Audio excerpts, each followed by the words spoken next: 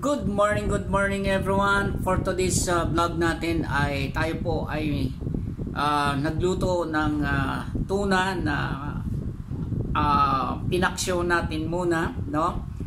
Pinirito bago ginawang apritada. So ito po ay sarili kong mino at sa matagal kong pinag-isipan kung ano po yung part 2 na gagawin kong menu doon sa tuna. Kasi kung inyong naalaala nung una ay tawag nito, yung part 1 na niluto kong tuna ay talagang masarap, no? So may mga nag-comment kasi na anong next na menu ng tuna, no? Kaya ito yung part 2, no? Mapapanood ninyo yung part 2 na niluto ko na tuna, no? Sarili ko itong inisip ko kung anong dapat gawin kasi 'di ba? Ang alam natin kasi ginagawang apritada ay manok, baboy, mostly ganun, 'di ba? So nagkaroon ako ng idea nung ako'y binigyan ng kapatid natin, ng kaibigan natin ng tuna. So nakapag-isip ako na paano ba gawin na maging lalo pang siyempre ang tuna kasi kilala sa buong mundo eh. Ano yan eh, number 1 ano yan eh. Talaga sa buong mundo kilalang kilala ang tuna, no? So ako ay nag-isip kung anong pamamaraan ang gawin para mayroong ibang menu naman, hindi na lang ganun lagi na prito, sigang, paksiw, no, adobo, yan. So kaya nung part 1 ko ay tuna pinirito bago sinigang, napakasarap. Kaya nung may nag-comment na gumawa ako ng panibagong menu ng tuna, nag-isip ako, sabi ko ano bang gagawin kong ano. So ito ay naisip ko na nalutuin, no? Apritadang tuna na paksyo muna, pinirito bago ginawang apritada. So ito, ganito siya kalalaki mga kapatid, ay ipakita ko sa inyo, ilapit ko, no? Ganyan kakapal na ginayat o iniwang bluefin tuna to, no? Grabe ang kakapal, kaya ang sarap talagang. Alam nyo, hindi sa pagbubuhat ng bangko. First time ko rin kasi nakatikim nito mga kapatid, kasi malimit ko namang natitikman, apritadang manok, apritadang baboy, no? Ganon. Pero kakaiba ang texture nito. Matindi. Sabi ko nga, ibang klase ito ang itinuro sa akin ng kaalaman patungkol sa pagluto, no? Pero nga nag-comment doon sa una kong chef ka na pala. Hindi naman, no? Ay, wala naman akong pinag-aralan patungkol sa pagluluto ng mga kami yung mga Bisaya kasi talagang kami, lumaki kami sa buhay na maliit pa lang ay tinuruan na ng aming magulang kung paano mabuhay, no, na kaya mong i-manage ang sarili mo maging sa pagluto. Maliit pa lang kami, tinuruan na kami sa pagsaing, no? Kaya ito, ngayon ay kakain tayo, manananghalian tayo ng apritadang tuna, no? Ito yung part 2, tanghalian sa pagkainan, paksiw, prito, ginawang apritada tuna. So it's it, kain tayo mga kaibigan, no? Ang sarap talaga namang matutuwa kayo.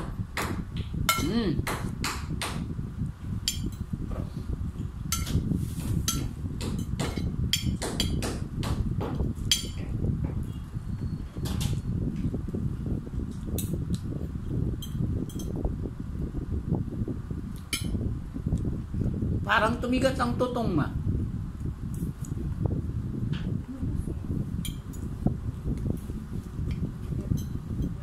Nangangin yan eh.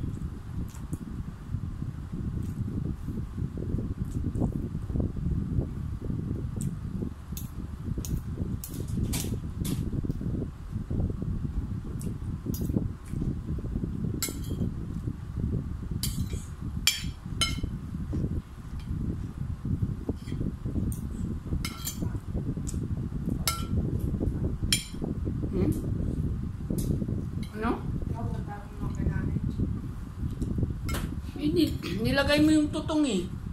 Dinagdag mo yung tutong.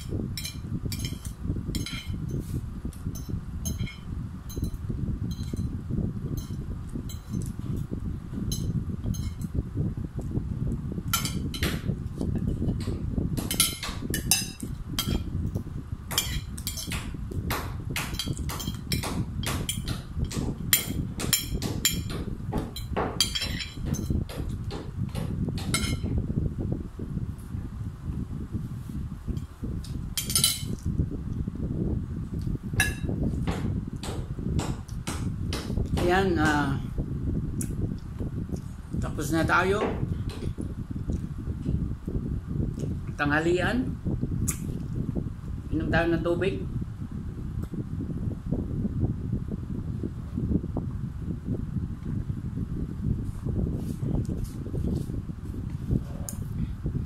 So, maraming salamat sa inyong panonood sa video ito, no? Ito ang part 2 ng content natin ng tuna, no? Salamat ngayong tanghali, ay busog na busog ako. Ang sarap eh. Talagang iba ang lasa talaga, ang sarap. Promise mga kaibigan, mga kapatid, kapag ginawa ninyo to, talagang sasabihin nyo na tama nga pala, talagang ano siya, no?